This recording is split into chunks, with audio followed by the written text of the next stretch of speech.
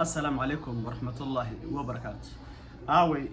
dadkii dhihi jiray bimacna waa sixranahay qofka sixrana ma aqaan waana lagu soo celceliyaa waana la dhibanahay mar walba waa la soo cusboonaysiyaa meeshu iga imaadana ma aqaano. Assalaamu calaykum haday dhigeyso hadda ka hor waxaan soo galgaliyay mar rabtaa in xanuunka ku haya meeshu kaaga yimina aad ogaato oo qofkii orday ilaahay idinka uu ku yimaado sixirkaagana uu furfurmo ilaahay idinka uu marad ma kugu soo laabanin. waa mar kale iyo barnaamijyadeena ku saabsan bishan barakaysan ka faa'iideyso. hadda ka hor waxaan soo galiyay suurad mucjiso ah suuradaas oo ay iiga soo laabteen duruus aad u fara badan oo aan la soo koobi karin. tii ugu dambeysay kula wadaaga ila dhageyso wixii la soo dhaafay ayaa waxa ay imaaday family Soomaaliya waxay ila wadaageen gabadha waxay tiri waxaan aad baan u dhibanaa yani dhibta ay ka sheegatay rabbiga raxmaanka u baa og. waxay tiri waxaan dhageystay casharkaaga ida zulzilad ku saabsaneed waan bilaabay qof aan filin kareynin bay tiri qofkaasi inuu wax iga imaanayaan oo laakiin maaragtay oo ilaahay soo saaray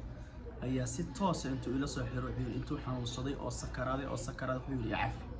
icafi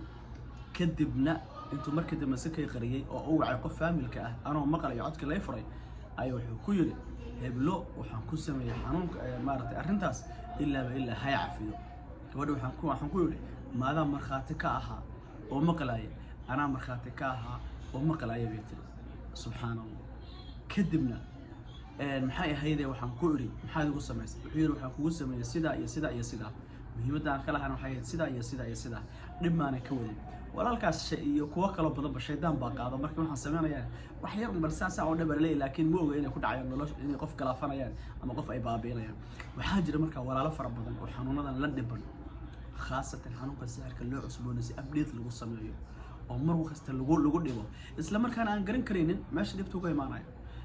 bishan barakaysan ma awoodi kartaa sidii casharkii hore oo dhowr sano ka hor aan soo galiyay oo walaalaha ay ku liibaaneen idaa zulzilad subhana 33 jeer ka akhri galabtina 33 jeer ka akhri. marka aan ku leeyahay xadiisna maaha aayadna maaha laakiin cilaajku waa saddex ama waa aayad ama waa xadiis ama waa maartay tajriba tan waa tajriba oo ku tusaale qaado familka Soomaalida ee timi ama familka Soomaalida yimi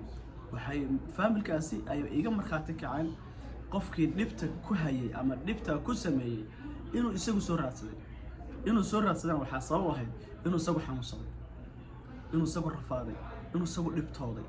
oo mar walba waxay tiri aan akhriyo oo saddex aan akhriyo wuu xanuunsadaa kadib wuxuu yiraahdaa isagu orday ayuu yimi oo yiri cafi wuxuu noqday qof aan ka filayn laakiin shaydaan ku qaaday.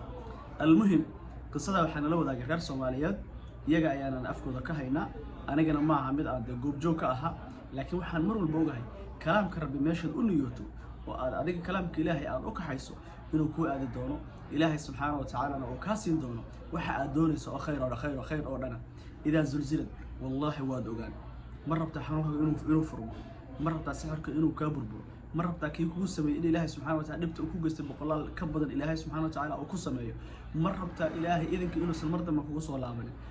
يعني أي حنون الله دبنت هي أنيو إن شاء الله تعالى خاصة ماشى اللي قاسوا جاري هذا الصباح اللي نصدر يصدح جار قلبت اللي نصدر يصدح جار أتسمى يسد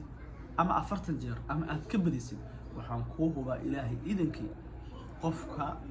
لبتك وسمي يسقو أرضي إنه كل يوم ضل إن شاء الله تعالى وأنا تجربة تنكلي معها أنت قسيلي لسه ذاقي إلهي سبحانه وتعالى مرخاتك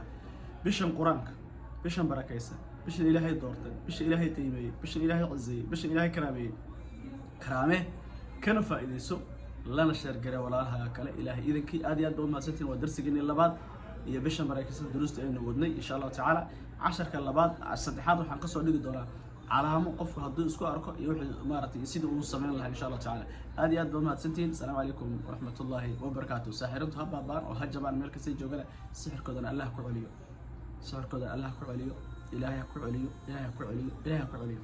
السلام عليكم ورحمة الله وبركاته.